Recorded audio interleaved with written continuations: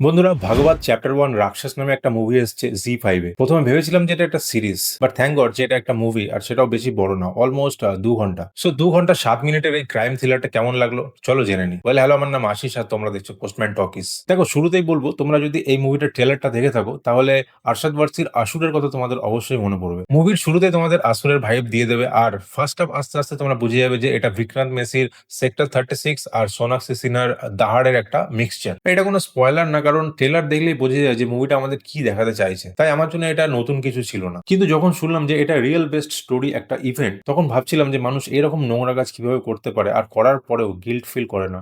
মানে how.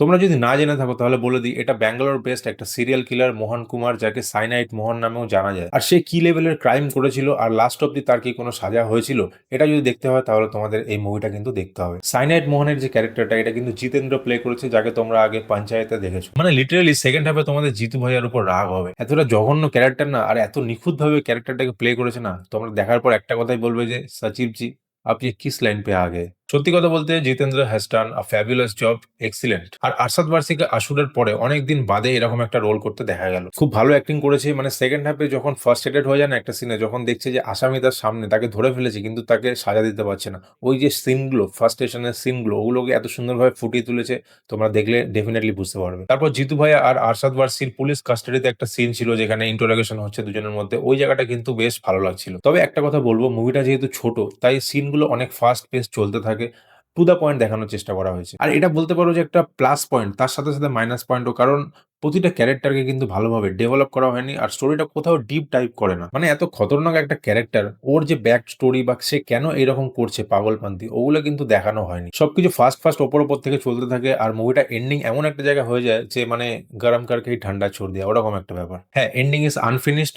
Part 2 definitely আসছে। এখানে হয়তো দেখানো হতে পারে যে জিতু ভাইয়া কিভাবে রাক্ষস হয়েছিল, সে কিভাবে এই ক্রাইম গুলোতে ইনভলভ হয়েছিল। আর এটাও দেখানো হতে পারে লাস্ট অব্দি যে ক্রিমিনাল কি শাস্তি পাবে, কারণ ফার্স্ট পার্টে, এই পার্টটাতে দেখানো হয়েছে যে লাস্টে জিতু ভাইয়া নিজে কিন্তু সাসপেক্টেড। বোঝাই যাচ্ছে যে জিতু ভাইয়া ক্রাইম করেছে, কিন্তু সেখানেও কোনো প্রমাণ নেই। এমনভাবে ওর ছকটা করেছে, জিতু ভাইয়া নিজের কিন্তু কেসটা নিজেই লড়ছে। এটা এই পার্টটা দেখানো হয়েছে, আর ওটা ওখানে গিয়ে শেষ করা হয়েছে। তো ওখান থেকেই পার্ট 2 টার বিগিনিং হবে। তবে পার্সোনালি যদি আমি নিজের ওপিনিয়ন দিই, তাহলে আমার মতে এটা আর 30 থেকে 32 মিনিটের স্টোরি ছিল। যদি এই পার্টেই আরেকটু এক্সটেন্ড করে দেখিয়ে দেওয়া হতো, কারণ এমনিতেই তো এটা অনেক শর্ট মুভি ছিল, তাই না? 2 ঘন্টার মুভি, 2.5 ঘন্টা যদি দেখানো হতো, আমার মনে হয় পুরোটা কভার আপ করা যেত। এটার জন্য আলাদা করে পার্ট 2 করার আমার তো মনে হয় না কোনো দরকার ছিল। এবার মুভির যদি কিছু নেগেটিভ পয়েন্ট নিয়ে কথা বলি, তাহলে সবথেকে যেটা আমার খারাপ লেগেছে সেটা হচ্ছে যে আরশাদ ওয়ারসি আর জিতেন্দ্রের যে ক্যারেক্টারটা লেখা হয়েছে, যেই লেভেলে লেখা হয়েছে সেই লেভেলের কিন্তু স্ক্রিন প্লে বা প্রেজেন্টেশন ছিল না। আরো বেটার করা যেতে পারত। কিছু কিছু জায়গায় না, মানে কি বলবো, মনে হচ্ছিল যে মানে ওদের ইনটেন্স অনেক বেশি, কিন্তু জোর নেই, ডায়ালগে জোর নেই। এরকম টাইপের কিছু কিছু জায়গা আছে যেটা আমি পার্সোনালি ফিল করেছি যে আরো বেটার করা যেতে পারতো। তবে স্টোরি কিন্তু এঙ্গেজিং ছিল, এটা বলতে পারি। এমনিতেই যেহেতু ছোট মুভি, তাই কোথাও বোর ফিল তো তোমরা করবে না। মুভিতে কিছু কিসিং সিনস আছে, ইভেন কিছু বেড সিনসও আছে। তো বাচ্চাদের সাথে দেখা বা ফ্যামিলির সাথে একটু অড লাগতে পারে। মানে জিতু ভাইয়া পঞ্চায়েতের যে ফার্স্টেশনটা ছিল না, ওটা কিন্তু এই মুভিতে পুরো পুষিয়ে নিয়েছে। So after watching Bhagwat, I would say it's a decent movie. তোমরা যদি সেক্টর 36 বা দাহাড় না দেখে থাকো, তাহলে ডেফিনেটলি তোমরা খুব ভালো এনজয় করতে পারো মুভিটাকে। আর যদি দেখেও থাকো, তাও বলবো you can check out at least once. এটা one time movie, so 3 out of 5। বাকি তোমরা বলো, যদি তোমরা মুভিটা দেখে থাকো তোমাদের কেমন লেগেছে, ওপিনিয়ন শেয়ার করতে পারো। আর হ্যাঁ, কিছুদিন ভিডিও আনতে পারিনি, তার জন্য সরি, কারণ আমি অনেকগুলো মুভি নিয়ে ঘাটাঘাটি করছিলাম। মানে নেটফ্লিক্স, প্রাইম, অনেকগুলো কোরিয়ান কন্টেন্ট দেখেছি, যেটার জন্য রেকমেন্ডেড লিস্টও তৈরি করেছি। মানে এটাই আমার লক্ষ্য ছিল, আমি টপ 5 রেকমেন্ডেশন বা টপ 10 এরকম টাইপের একটা রেকমেন্ডেশন লিস্ট আমি বানাতে চাইছিলাম। অনেকটা বানিয়েও নিয়েছি। আর এবার থেকে প্রমিস যে প্রতি সপ্তাহে একটা করে কিন্তু আসবে এরকম টাইপের ভিডিও।